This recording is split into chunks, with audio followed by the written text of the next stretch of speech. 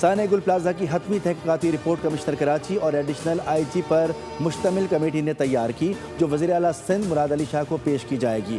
Report میں متاثرین، عینی شاہدین اور ریسکیو حکام سے حاصل معلومات درج ہیں۔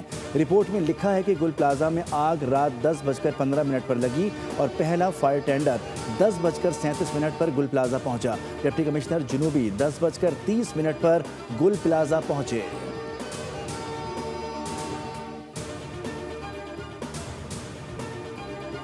اپوزیشن جماعتوں نے گل پلازا پر سندھ حکومت کی رپورٹ کو یکسر مسترد کر دیا۔ M Q M, Jamaat Islami اور پی ٹی آئی کا شدید رد عمل۔ ترجمان ایم کیو ایم نے کہا کہ اتنے بڑے سانحے کا ذمہ دار کسی معصوم بچے کو قرار دینا مضحکہ خیز ہے۔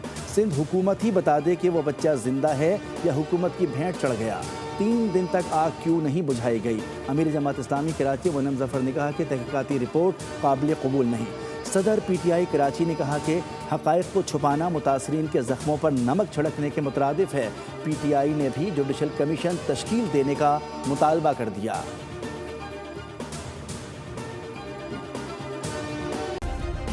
سبسکرائب کریں اور بیل دبائیں تاکہ کوئی خبر رہ نہ جائے۔